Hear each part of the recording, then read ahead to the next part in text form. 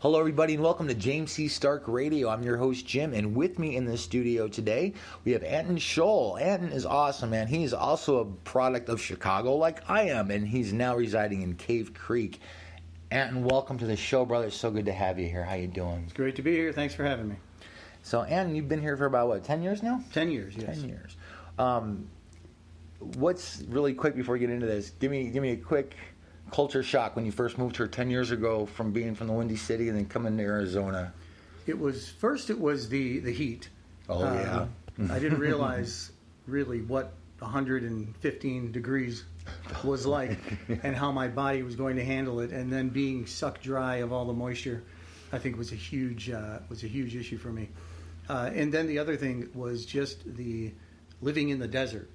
Yeah. Never dealt with rattlesnakes, scorpions, tarantulas, things like that. Yeah, so that was a little strange. It was hard for me to go to sleep out here because it was so quiet. I first moved here. You're so used to sirens and gunshots and everything else back east. It was like our lullaby. Right. But that's cool. Huh? I'm glad you made it out here. It's a great place. So tell me, how did Anton Scholl and Friends is the name of the project. Right. He brought us some music tonight, too. I can't wait. I've already heard it, but I can't wait for everybody else to hear this. I did my studying. Great. How did you get started with this? So this is a project. Years ago, I had written some songs with an old friend of mine from Chicago, Arthur Landwehr. And we had written these songs, and I moved away, and I had all these songs sitting here. And as I was playing in cover bands in Arizona, I thought, there's so many great musicians out here. I mean, it's amazing that a different scene than Chicago, but there are some great musicians out here.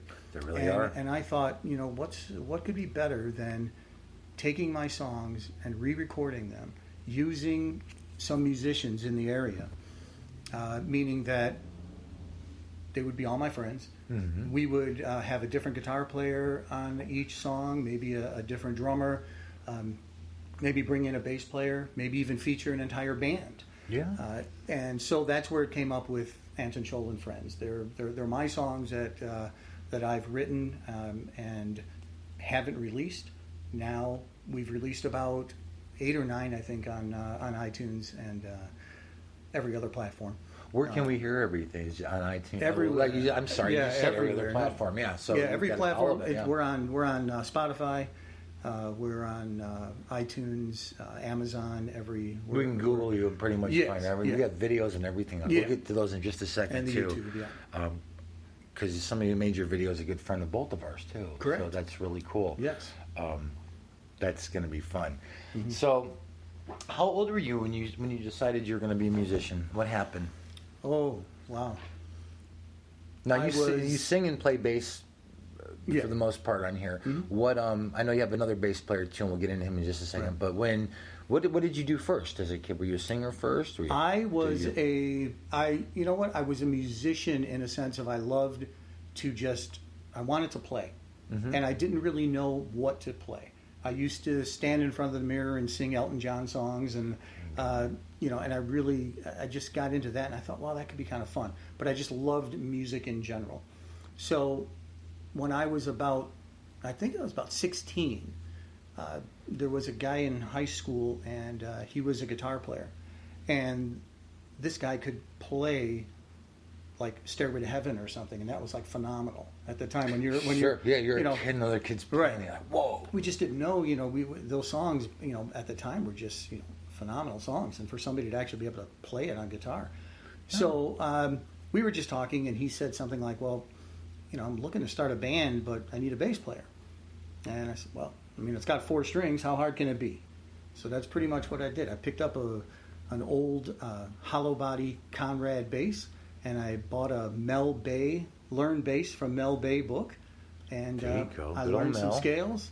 Yeah, I learned some scales and started playing. Of course, I think my first song was everybody's first song, Smoke on the Water. There you go. I learned that, and but then we started going right into originals.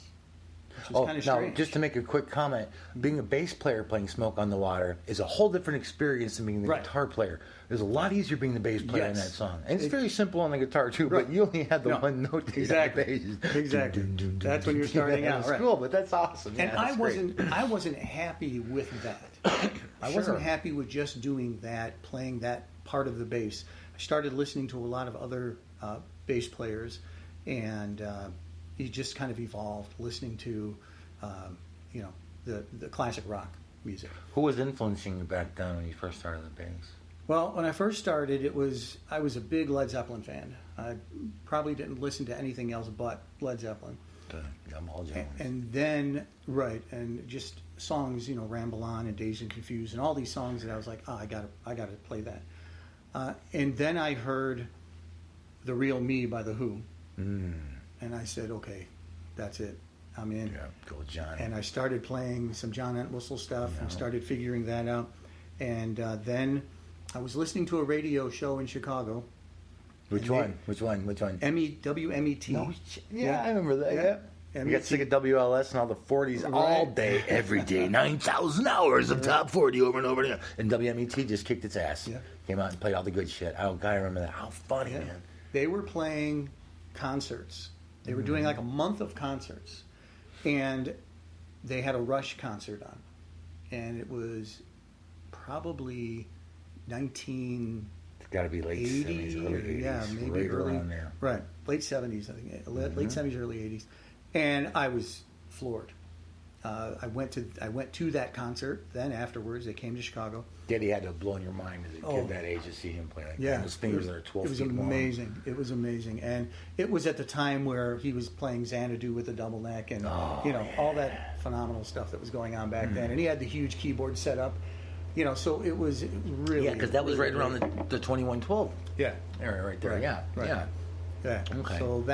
So that brought me into just listening to The Who. I listened to a lot of Aerosmith just because for vocal purposes. Listened to a lot of Aerosmith. And then Rush and Led Zeppelin. So those are my four major bands that I listened to. Yeah, we have a lot in common there. Yeah, I was exposed. I had a cousin that was... my parents were both musicians also when I was a kid, and they had cut a top 40 record, and my cousin really got into playing under that, and he had lived with us at that time, and he was a drummer, so he got me into hanging out with him and with their practice, and I just was like, whoa, he's like, well, get over here and try this. I was just a little kid, and I think the very first thing I played was a couple of smacks on the drums, and then I was hooked for everything, and I just had to learn it all.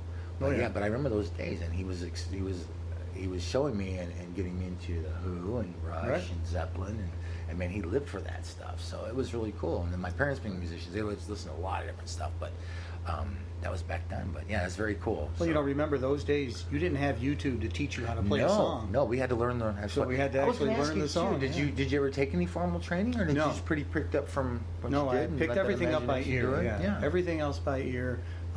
It was difficult because I didn't understand it as much in the beginning. When you're watching them, it looks like you play it a certain way, but then when you put it in your hand, you're like, well, I actually got to do something totally different here. And the style of John Entwistle at the time, when he would play with his fingers, he would do his four-finger thing, and that blew me away. And I started doing that a lot. I started working with octaves a lot, and working my way through the whole bass. And then I finally saved up and bought a custom-made double neck that had a bass and a six-string guitar on it, so I can play both. Oh, that's cool. So that was a lot of fun learning all of that stuff. But yeah. How old are you when you got that? Oh, when did I get it? Probably got that 1980, probably 84. So you were still just getting the list. So you were experimenting with everything, just trying to find it all. 2021. Yeah, I still have that. Do you? I still have the double neck to this day. That's cool. That is cool. I'd like to see that. Let's talk about one of our songs here that you brought for us. Our first one on the queue is "Friends Till the End." Tell us a little about it. How did you write it? What's it about? Fill everybody in. So this is a song. Basically, it was inspired by my son when he was growing up. This is my youngest. He was growing up and. He used to play in his room a lot, and he would play by himself in this room. And I started thinking about how and it evolved. It was just more of like, well, he's by himself, but yet he's having a great time. Sure. And then I started thinking about, what if a child had different types of personalities? Mm-hmm. So different personalities would come out. So I came up with this character named Daniel. And Daniel is a nice kid, but you have to be careful because he has these other, like if you get mad at him or if you show fear, other people will come out. Oh, Daniel. So, Okay. So it's really about a kid who has these different personalities that come out. So, the chorus being, if anyone can hear me crying, Daniel is my name. Be careful what you say about me. Jason's not so sane. Okay. Did you have a psychology degree or anything? Right. No, right. But it just But it evolved cool into how this you're doing story. that. Yeah, it evolved into this story, and then I just brought all these kids' names in. And it evolved from that story. So it was It's a really lot of cool fun. song. So It's a really a cool fun song. song to do, and one of the most requested that we do, actually. I can see that. It's neat. Let's check it out. This is Friends Till the End. And this song, by the way, go ahead. This is who I featured. yes, I featured on this particular one. I featured a band called Grove Street, and I'd worked with them for quite some time. Great musicians, and they had a bunch of originals out. And now the guitar player from Grove Street, Greg, he is the one who is also playing with me now in my live band. Oh, okay. So again, the friends evolve. Yeah, and yeah. hang out. And, So it's come through full this is circle. Friends Till the End. All right, let's check it out. If anyone can hear me crying, Daniel is my name. Be careful what you say about me. Jason's not so tame. And if you hurt me, understand that Brian feels my pain. And yes, Bobby runs away. His fear protects me every day.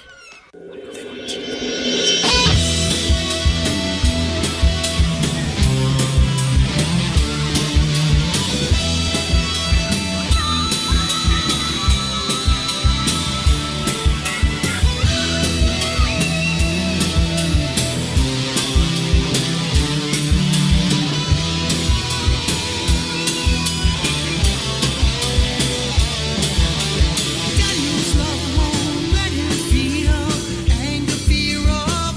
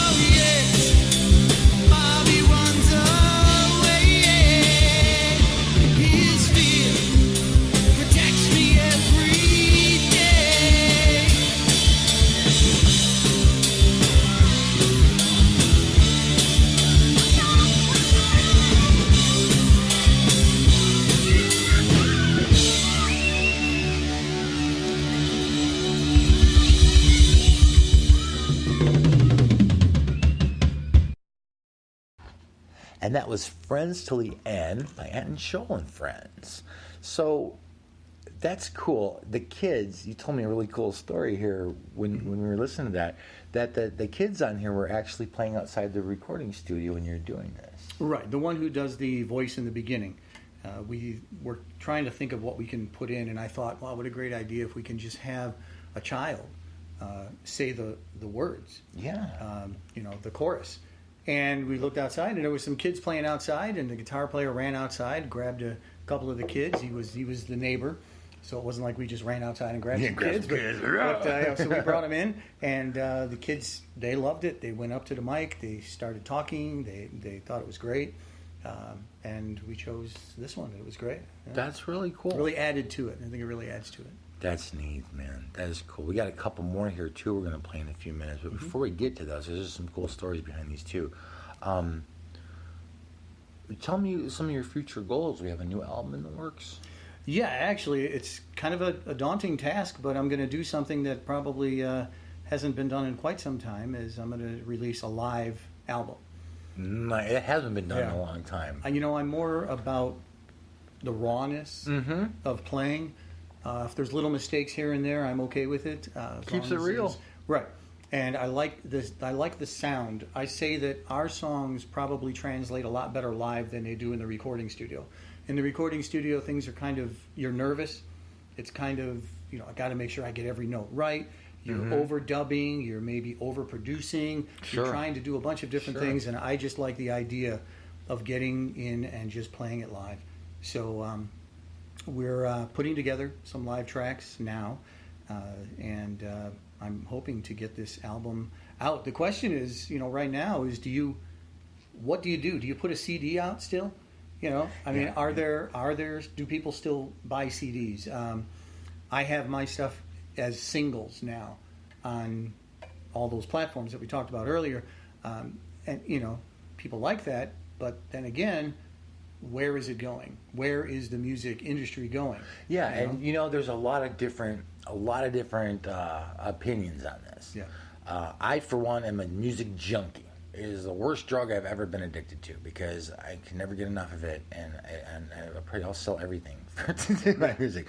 But I still have 8 tracks, cassettes, albums, 45s. I've got an awesome collection of crazy stuff from way back then, and I still have the players that play them. Just because I just never wanted to get rid of it. My parents were like, get rid of this shit. Get this or get this, get CDs. But I'll tell you what, there's a lot of people like me that still buy albums because they're still making albums. Sure. There's the collectors are there. Vinyl's always going to be out there. There's never going to be a sound like it. They try to, CDs are wonderful and you have a different sound, but vinyl's got a whole different warmth to it.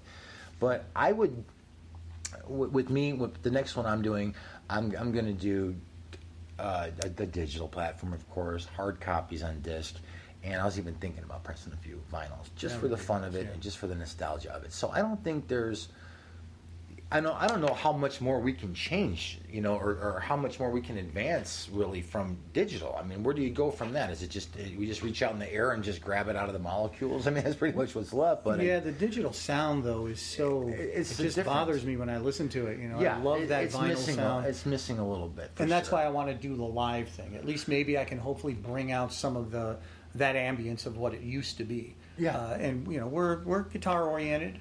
We're not synth at this point right now. I like the guitar solos. I want to bring back the guitar solos. And, I miss those too. I miss that structure. Everybody gets to show off a little bit in every piece, and the guitar solo was always like. It was like, okay, here's my statement as a vocalist. Here's the music, and the guitar comes in afterwards and just brings it and just knocks that statement right into the next week. It's like nails it down. It does it. Kind of portrays that, but. I don't know. I definitely understand the digital part in that, and I can see your concerns. But there's got to be. I'm sure what'll happen next will be the sound of that will improve. With technology. But I don't know. I think the diehards are still going to buy records and CDs. Some people still buy tapes. I know that it's hard to do now when it's underground. But as long as you're getting it out there somewhere. Right. I don't know what's going to make more money than the other one because everything is so new now, but we just got to try new stuff, see whatever happens. But the live thing, I think that is such a great idea because I think I'd like to find a recording studio that uses the 2-inch tape instead of doing Pro I Tools think digital. I can hook you up with someone like that. We'll talk after this. Yes, could be interesting, there are still a couple old school buddies that I know that are still recording people like that. Wow. And they're doing both at the same time. They got you on a digital reel, and they're putting everything right through that 2-inch at the same time. Nice. So what I'm thinking they're doing, instead of having to rewind that tape a million times and you're going to wear it out by the time you're done, is almost going through the first mix and then putting that onto the tape, or maybe if you nail that first cut. I don't know how they're doing it, but it sounds really cool. Great. It's going to be experimenting until everybody nails it down again. Absolutely. Very true. So you did a lot of stuff back east in Chicago too. Tell us a little bit about that. You did, yeah. Years ago, there was, I don't know if you know the Riviera Theater. Oh, yeah. So the Riviera absolutely. Theater, the Vic Theater, had a band in Chicago called Strychnine. And we had put out an album called Theories and Principles in 1996. Okay. And we had our CD release party at the Riviera. Nice. It was a great show. It was a lot of fun. And we put a couple videos out that we did at the time. But, that was that time was amazing. I mean, back then, it was, and it doesn't seem like that long ago, but now when you talk to people and say, in the 90s I did something, and they say, well, I wasn't even born yet. Think about really how long ago it really was. Mm-hmm. And, so right now what's happening with the Chicago is that it's now been 20 some odd years, and we had a lot of unwritten songs, unrecorded songs. They were all written, unrecorded. And I started picking up pieces of those songs, and I got together with the drummer from Strychnine, and Pete Bartolome, he's the drummer. He lives in Nevada. I'm in Arizona, so we started talking, and I started sending him some files and say, hey, we got, listen to this. Yeah. This is something. And he started listening to it, and he goes, we got to do something. With the technology today, we really are able to do something. So the guitar player, Pete Zefgiles, is in Greece. He just recently moved back to Chicago. Joe Boo, who was the singer in the band, he's in Florida. And Greg Whitmore, who's the guitar player and keyboard player, he's also in Chicago. So we all hooked up eventually, and for the past year now, we've been exchanging tracks back and forth. Okay. And we've put out 2 videos of those unrecorded songs that are now recorded. Nice. And we're looking at eventually putting together a second Strychnine album, which would be pretty good in Chicago. I was gonna say that's got to be cool for them back there. You're gonna love that. Yeah. And the way you're doing it is so cool. Yeah. You're not even in the same room, and you're pulling it off. Yeah, not even in the cool. same state. And there's a couple bands that have been on this show that are doing that, and it's really cool.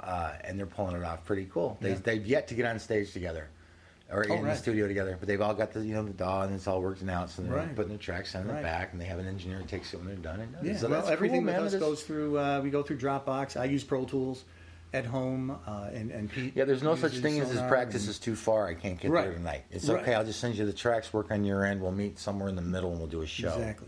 A lot of the songs were rewritten, and Pete, the drummer, he's been phenomenal at putting these songs together and mastering them. So we got 2 videos out from Strychnine, which has been doing pretty well. That's awesome. Yeah. Let's get to our next song here. This is called "Love Is a Crime," and this is a live version. Live version, yes. And there's a video to this. Right. A video to a bunch of these things, all pretty much. But "Love Is a Crime," a mutual friend of ours, did this for you. Go ahead and tell us the story. Paul Birch. Paul is an awesome big guy. shout out to Paul. So Stereo Rex. I first heard Stereo Rex. I did a show at, I think it was the Starlight Lounge, and Stereo Rex was playing first, and then there was Voodoo Sliver, and then there was us, and we were doing a midnight show, and it turns out that a drummer from my Rush tribute band used to be in a band with Rex. Okay. So he said, tell Rex. I said, hey, so Rex and I started talking, and we enjoyed each other's music. And I just started, going to see them. We've done a couple of shows together, and I started getting with Paul. I saw the video that he did. Now, Paul's the drummer for Stereo Rex, as everybody knows, but he's a great videographer. Oh, yes. And I saw the video that he put together for one of their songs, and I said, that's it, I got to have this guy. And I called him and I said, hey man, I need your help. I got to do this. And he came up with all these ideas, and he brought his nephew Nathan out there, and I mean, he had a drum cam set up, he had all these other cameras set up, and it was a great time. Very professional. He shoots in 4K, so I mean the video's great, and he has a whole setup where he just makes these videos, and it makes it look professional. And that was, to do a live video, that's what I really wanted. He did a great, and he did a great job. A really good time too. Mm-hmm. Well, let's check this out. This is Love Is a Crime, and this is live. This is live. Anton Scholl and Friends.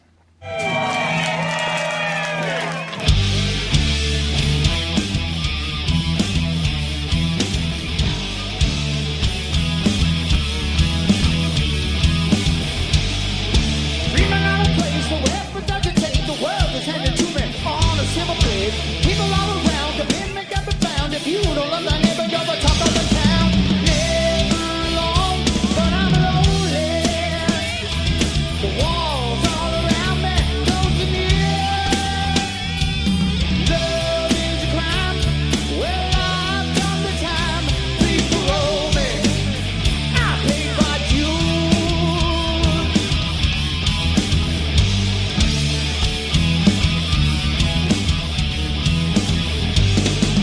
I can stay asleep, reality's a deep. Well, even if I stay away from this retreat, everywhere I go, it only goes to show that love is really deadly. It kills you not so. Never alone, but I'm lonely. The walls all around me, closing in. Love is a crime. Well, I've done the time. Please parole me. I paid my dues.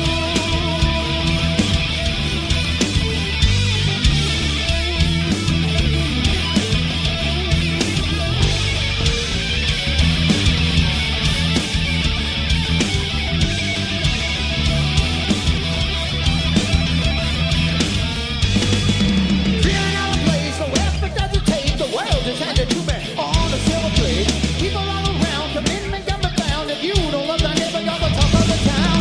Never alone, but I'm lonely. Walls all around me, closing in.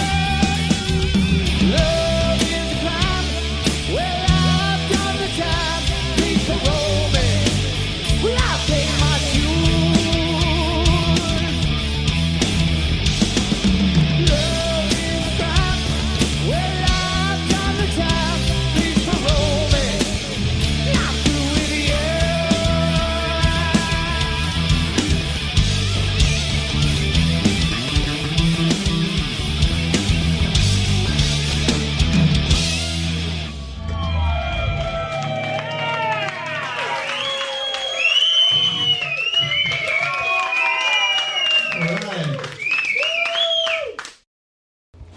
That was awesome. Even the crowd dug it. Love Is a Crime, Anton Scholl and Friends. You're listening to James C Starke Radio, you guys. Anton's got a little story to tell us about this song. Anton, please. Yes, so Love Is a Crime came about just because of all of the relationships, that happened, where it was just kind of it was more of a comedic song. I was just sitting around writing lyrics one day and came up with the line, love is a crime, and I've done the time, please parole me. I've paid my dues. So it just came out of that, and the part in the solo that you hear are the two guitar players. So you have Rick Tovar on guitar and you have Greg Davis on guitar. They're actually arguing back and forth. This so is they the are fight, the yeah. So this is the fight between the two arguing. So if you listen close, you can hear the two different guitars going at the same time. And even when I brought it in to get it mixed, they were, people were confused. They were like, Yeah, what am I trying to do? You got two here? guitars going at the same time. Yeah, leave it. Because they tried to separate everything out. Right. I'm like, no, leave it. That's what it is. Just have one Yeah, on the left we gotta and one try on the something right. different. And Yeah, let 'em let go them for argue. it. Yeah. So Yeah. that's how that came about. The first time I was listening to it, I was like, "Whoa, wait, it's got to be two of them." Okay, Yeah. I got it now. All right, cool. I don't think anyone's ever had two, because people who do listen to it for the first time, now non-musicians, they probably won't notice it. No, I'm they'll sure just it's listen to gonna the go- song, it's hear gonna the be something solo. different. Right, and think, wow, that's a fast guitar player. But yeah, musicians have said, I've never heard anyone play two solos over each other at the same time. So, hopefully it's a first. But yeah, that was the whole purpose of it, to kind of make them argue. It was cool. Where can we see that video? That video is up on YouTube now. There's What's the channel? it's just Anton Scholl. Okay. And you guys, that's SCHOLL. Correct. Yes. So Anton, ANTON SCHOLL on YouTube. Check it out. Love is a crime. Well, check it. There's a bunch of videos on there. So check them all out. Yeah. And there's a lot of videos on there that are that I've done over the years with different musicians. So in one of the songs, I wrote a song for my wife Audrey, and I thought, Hi, Audrey. yeah, there's, and I said, I think I would love to have like a violinist on this song. And I was playing in the Rush tribute band, and we were opening for a Kansas tribute band, and the Kathy King, who was the violin player for this tribute band for Kansas, was phenomenal. And I just thought, hey, well, what can it hurt? I'll ask. Sure. And I said, do you mind? Would you like to play on a song for me? And she was like, absolutely. Just send me the song. I sent her the song. She came to the studio. She had it all charted out. Pulled out her violin. Did it in one take. Asked me if she can add a few things. I was blown away by what she does. And it came out great. And then I had a singer from Chicago come out and play that with me also. So it's a duet. So the differences in the songs that are out, which is why I move and change musicians from each one. There's rock, there's a very mellow song, there's a little bit of everything, and everything sounds different. And I do change up my voice in some of the songs. So which is kind of cool keep it because that way. you come from the self-taught background, but you're very well rounded in what you've done. You've hit a lot of cool stuff. Thank you. That's really cool. The violin, did she only do that on the one piece, on the one song? Yeah. It was cool. No, that was good. But we'll have to check this out. So if we want to check this out and hear her play it, that's also on YouTube. What song is that? I forgot. That's called What Can Be. What Can Be, that's it. Okay. You guys got to check it out, though, because she's quite phenomenal. Yes. And you seem to put yourself in positions where you get to play with some pretty cool people. Oh, So. Absolutely. And I think that's really the goal. That's the plan. Surround yourself with musicians. And that's the one thing about the musicians that I've seen out here. Everybody has their own little quirks about what they like to do on stage. Sure. I love to play with musicians. I want to find people that I could feature. So on our shows, when we do shows, we'll feature somebody. The last show that we did, there was a girl from my work. She moved away, but her name was Candelisa, and we were looking to feature somebody. Just hey, let's get her up and do a song. Well, she was a singer, but she's never done anything on stage. Okay. So I said, well, I'll throw one at you then. Let's do Gimme Shelter by the Rolling Stones. There you go. All right. So she killed it. We went up there. Awesome. We did that song. We featured her. She thought it was the greatest thing in the world, and now she wants to continue. She wants to do more. She wants to do more. You gave her a taste of that. Yeah. That's all it takes. Yeah. And that's really what it's all about. It's just getting people out there, featuring them. Love to have people come up and play with us. Do a guitar solo, drum solo, whatever they want to do, and then I feature the different individuals in my live band. Nice. Yeah. When you're writing your songs, are you more of a lyrics first kind of guy or a music first kind of guy, or does it depend?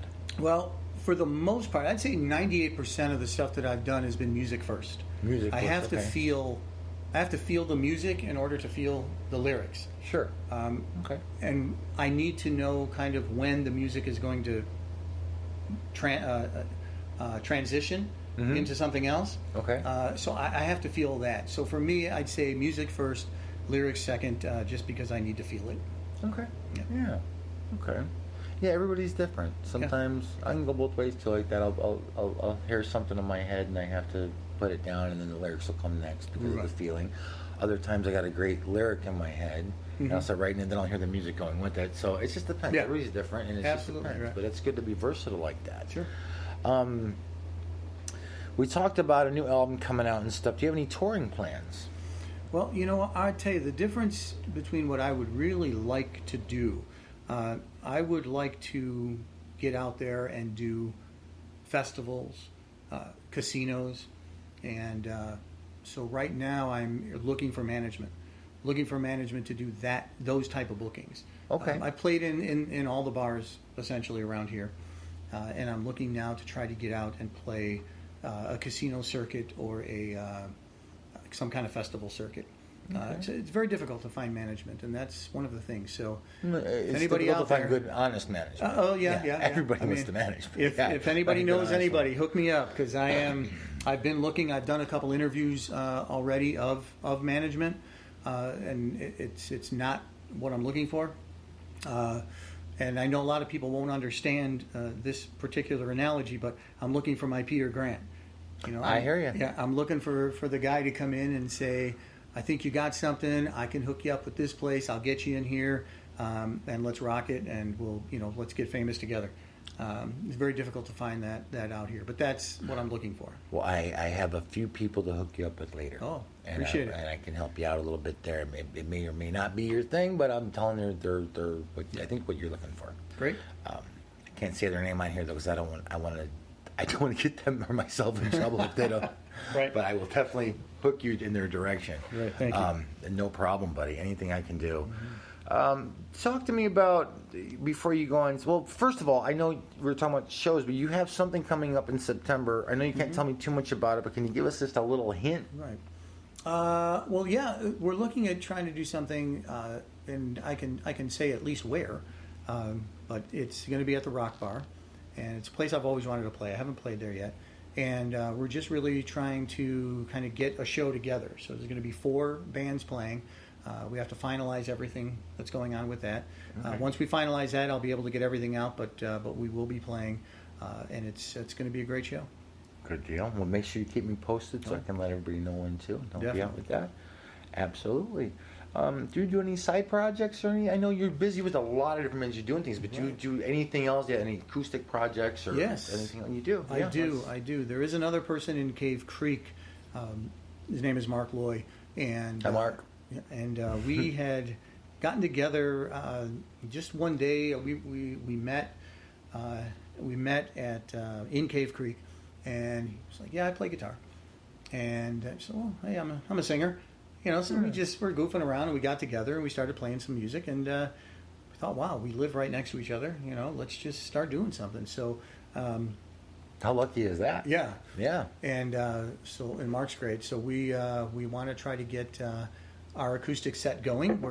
And I'd like to kind of do the Cave Creek area. So I'll be looking at that. It's a beautiful area up there. Yeah. So we're starting to put together all of our media and marketing to put that together. So yeah, acoustic shows. I was in a band for 10 years called Sideways out here. We did all covers, but we started doing an acoustic set with Sideways. We just did our last show. Our drummer moved. Troy Quintera, great drummer. He just moved out to Florida. And Jeff Boyd, our guitar player, he's still out here. And we'll probably get together and do a couple acoustic shows ourselves. Good. But so we got a couple acoustic things I want to come going and see on. that. Yeah, absolutely. Definitely. What are some of your pre-show rituals before you get on stage? It's got to be really different because it seems like you're always playing with someone different. Yeah. Oddly enough, I get very nervous to this day. Well, you know what? Nervous. When the nerves aren't there, it's time to quit. Yeah, If there's no butterflies and no nerves, then there's no more fun in it. Because if you don't give a shit and you're not feeling nothing, you have no business being on that stage. That's true. Yeah. Didn't mean to cut you off. No, it's that's awesome. good. I'm so glad. You get nervous as hell, just like the rest of us do. And so, what do you do? I exercise my voice. I do about 20 minutes of vocal exercises. Try to kind of relax the throat and the Adam's apple and get everything moving. And just more so just about thinking about the show. Just relaxing, knowing that, listen, we're going to go out there, we're going to have fun. I don't care if there's one person or 1,000 people. We're going to go out perform there like there's a million. and we're going to perform, right? So, that's really, really the key. We get the band together, we do a little hoorah beforehand, and we get out there and jam, and you just have fun with it. And that's really the big thing that I preach to everybody. Is just have fun. Don't worry about making mistakes. Don't worry about. People don't hear them anyway. I mean, we are so critical about unless the they're mistakes that we studying make. you under a microscope, they're not going to hear it if you mess up, or if y'all look at each other when you mess. No one's going to. And if you do, I'm a clown on stage. If I screw up, I let everybody know. Oh yeah, I bring them right in because we're only human. And it's all about fun. It's all about just getting out there and jamming and have a great time. Absolutely. When you get up there, and the nerves, they're kind of throughout the show, but they go away so much in that comfort zone. But where does your comfort zone hit? Is it in the first note you sing? Is it the first note you play? Is it the first count off from the drummer? The first chords? It's reaction. If I don't get a reaction, even if I sound great, if I think I sound great, and I don't get a reaction, or if the audience is not paying attention. Which, in bars, that happens a lot. They're there to listen to music, but it's not a concert setting. And people have to understand that. The bands have to understand that. You're in a club. It's not everyone's there just to see it. They're there to just have fun, and someone just showed up, didn't even know you were playing. Absolutely. But I definitely get it, because if you get that feedback from them, and it's great when they're all sitting there having their own conversations, talking, you kind of feel like an asshole for a minute. You gotta get their attention. And then you realize, hey, you're just up there to, you're up there to entertain them. Right. Let them talk, let them do their thing. As long as they're comfortable, and we're all having fun. Right. So then it subsides. It'll go away. Yeah. You get into your groove, and it's all good. There's nothing worse than not getting into that groove for like half the show. You're like, but usually you jump right into it and you're fine. But it's always different. What, like, after a show, you've got up there and done your thing, and you're walking off stage, and are you wiped out? Are you feeling? I mean, it depends. I know how it depends on the show goes, but a lot of us, we put so much energy into there. I know you do too. Yeah. What do you have left in you after a show if you've done it right? It depends on the show. Like some of these shows now that you play are 4-hour shows. When you're playing in the bars, they're 4-hour shows, and I got to tell you, after that, it's nap time. I'm exhausted. Yeah. I'm exhausted, and so I like to, and of course, we still have to unload our own equipment. So I gotta go through we don't have roadies anymore. In Chicago, we had just carloads of people that would help. But yeah, so here we unload. It's just so damn hot out here, and I know, right? I know. It's cool. Go ahead. I get home, and I tell you, when I do those 4-hour shows with the loading and unloading, Sunday is my day to get in the pool and just hang out and relax, and get my back straight again. There you go. But for the most part, after a show, I love talking to the people. I love their reaction, and that's really the thing that I enjoy more. Is I want people to talk to me. I want people to come up to me, and because technically, I mean, really, I'm a shy person, and I'm almost, I don't want to approach people and say, hey, what'd you think? Sure. I get off the stage and I'll walk around, and people will stop me, and that's great. I love to talk to the people, and they're so you nice. Guys, another approachable musician. You guys get all nervous that you can't talk to these guys. Anton is awesome. He's a shy guy too, so you're not going to have a good conversation with him because you get to do most of the talking until you open him up. Very true. No. Very true. Come talk to me. Please talk to this man. And if he's that beat, give him something to drink. Maybe have a sandwich waiting for him. He's been on stage for 4 hours. Give him a break. Help him out. Let him dry off and use the bathroom first, though. You guys know the etiquette. Got to give him the 5-minute rule. Thank you. You betcha. So speaking of relaxing on the day after and stuff, we have a song here called Lazy. Yes. Tell me about it. Well, Lazy, basically, Lazy came about where my wife, Audrey, wonderful woman, runs circles around me.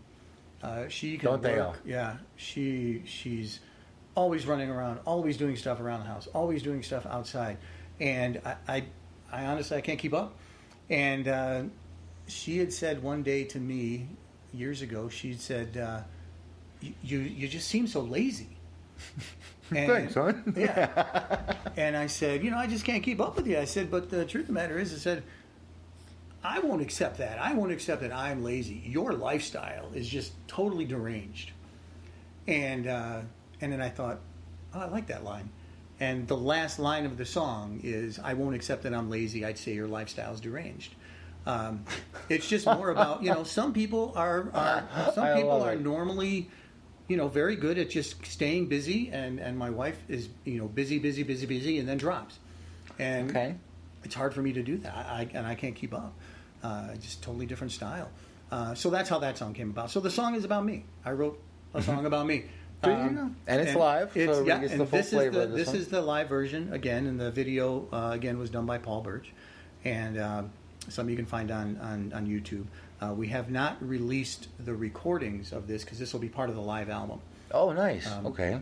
So the recorded version is what you can get on iTunes and everywhere else, but the Lazy Live video is up on YouTube. Nice. Let's check it out. So this is Lazy. Anton Scholl and Friends. Here we go. This is Lazy.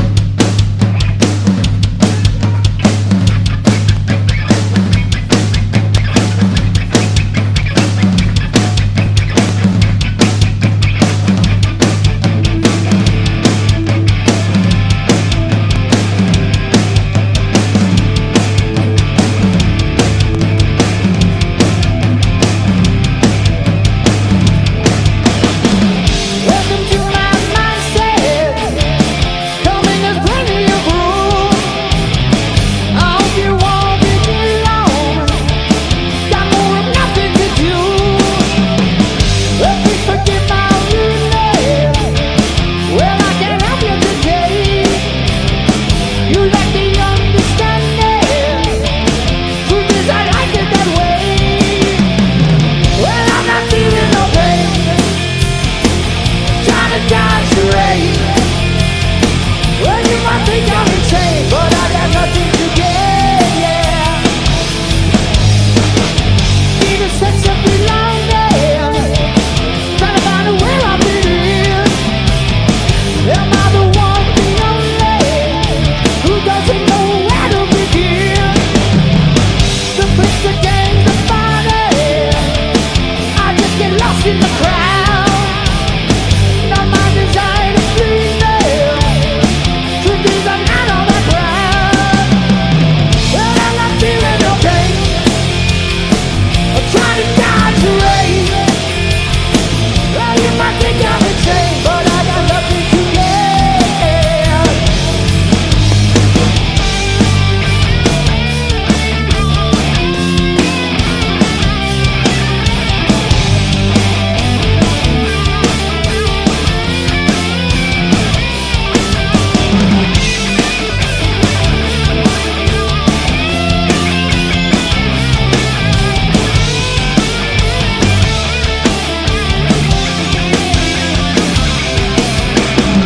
Well, I'm not feeling no pain.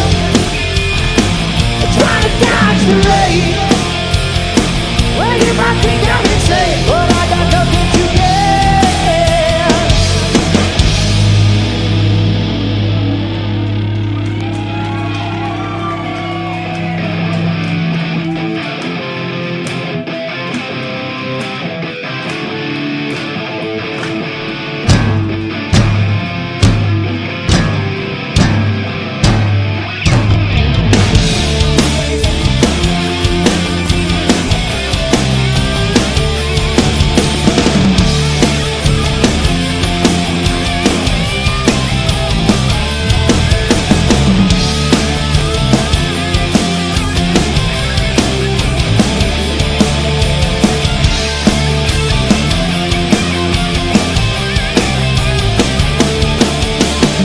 Well, I'm not feeling no pain.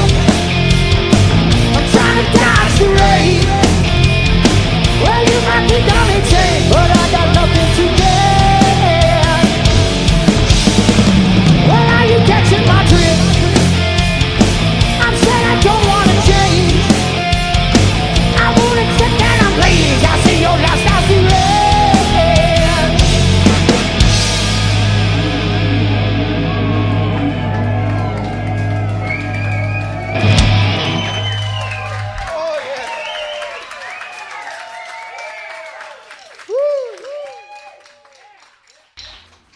That was Lazy from Anton Scholl.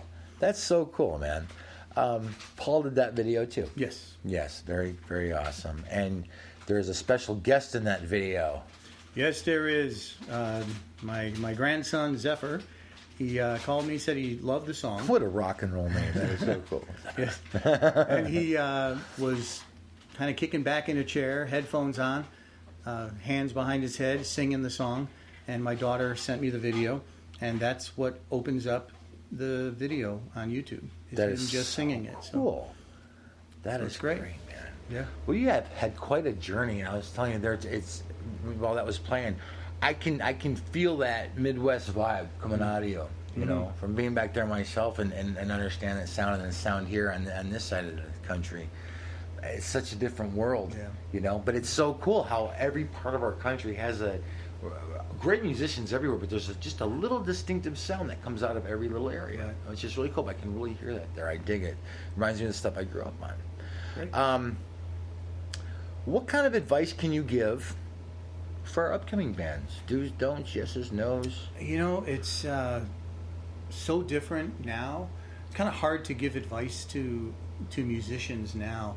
I know I sit and I talk to some of they're about between 17 and 22 years old, and they're like trying to get into the music.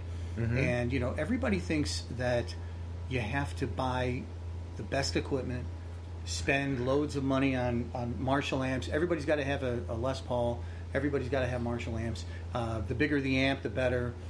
And none of that is true. Yeah, but you can't play or just making a louder, uglier sound. Right. So, Yeah. you know. And you know, and I tell them, just really the biggest advice that I give to people is play from the heart. You know, don't play what other people are playing. Don't. There's always influences that you can have, but play your music from the heart. Play what you feel, and you know, people will enjoy it.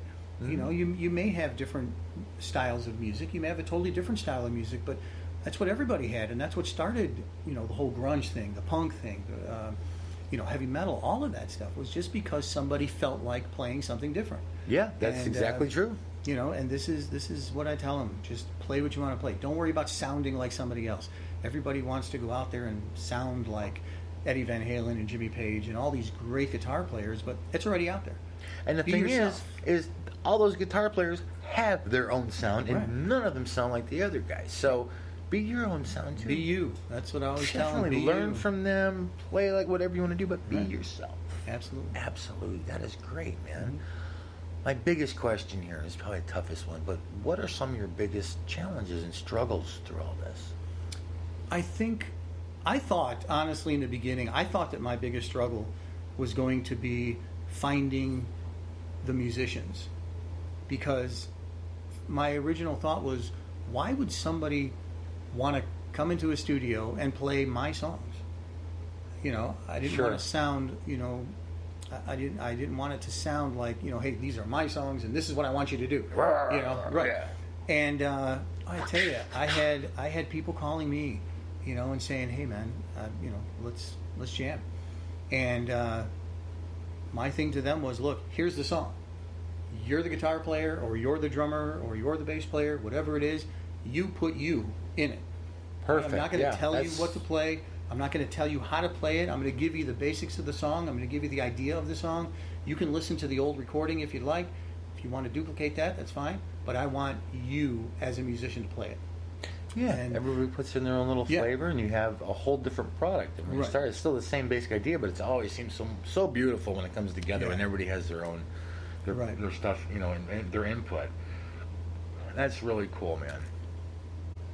I got a great question for you. I don't ask this very often because we never get to do it, but I know you're itching for this one. What is your favorite song and why? And your least favorite song you've done and why? All right. Well, I would say that one of the favorite song I do right now is probably "Friends Till the End," and just because of the meaning behind it, and just the musicians that I'm playing with right now really bring that song to life. There is another song Not that to mention the kids rocked it. right, and there's another song that I have not released yet that I'm working on right now called "Bluffin'," and we're going to get it out there soon. I'm trying to just get it as a live version, so we're working on that one. But we'd love to have it on the show. Yeah, okay, yeah, that's something that I definitely want to get out there because that song is just about people. You think you know someone, you know, but maybe you don't. And then, Yeah. And You know, it's hard to say like a least. There's a song that I wrote, and for the life of me, every time I play it, I can't remember my own lyrics. Oh, dude, I hate when that And happens. that is probably one of the, and it's called The Gamble. I haven't released it yet, but again, it's one of those to where I have so much trouble just remembering my own lyrics. And it is about a guitar player who is playing, just saying, wow, you know, can I do something? Can I get out of this basement? You know, and actually do something and get out there. And the whole premise is his conscience is saying, you know, take a shot, take a gamble. You know, don't go living day to day. Just get out there and do it. So I like the theme of the song, but for some reason I keep messing up the lyrics. And when we did it live, and so it makes me not like it, but I love the song. But it makes, you know, whenever we play it live, I have to have like a cheat sheet, or I have to, you know, that's your kryptonite, that one. And it bothers me. I mean, I wrote this song years ago, and for just that one song seems to be my Achilles heel, and I can't seem to get it down. But, so what you need to do is you need to release it with the lyrics. Yeah. And then when you play it live, then you can let the fans go ahead and take over when you start forgetting things in our young age here that we have. Right. Absolutely. I will, yes. Good idea. Yeah, there you go. Yeah, the oldest thing in the book. I forgot the lyrics. We'll just hold the mic out. Right. And hopefully someone out there remembers them. Yeah, that's pretty funny. Yeah. Any shout-outs we need to give anybody? Say hello to anyone? Oh, there's so many. Probably don't have time. Just all of the people that have really helped through these past couple of years of trying to get this project off the ground. And I would say that, you know, the band that I'm playing with right now, my live band, you know, they really go through a lot. And they really kind of put up with everything that I throw at them. You know, and I tell them, you know, hey, we're going to learn a new song. Let's get this one down by this day. And they do it. And they do a phenomenal job. So big shout out, you know, of course, to Rick Tovar and Greg Davis, Mike Walters, and Keenan Perry. These guys just really put the thing together. And it makes me, you know, for them to actually enjoy my music and translate it the way they do, is just phenomenal. So big shout out to those guys. That's great, man. You see that nice little gleam in your eyes and you're saying hi to them. That's I know that's real. They know that's real. That's cool, man. Thank you so much. Mm-hmm. Thank you for coming today. I really appreciate it, man. It was wonderful to sit down with you. I even learned quite a bit about you today, which is cool. I already thought I did enough of my homework, but you really filled in a lot of things. Would you like to take us out of here? Absolutely. This is Anton Scholl from Anton Scholl and Friends, and you're listening to James C. Starke Radio. Thank you guys so much for listening in. We're going to see you next time. Peace. We're out of here.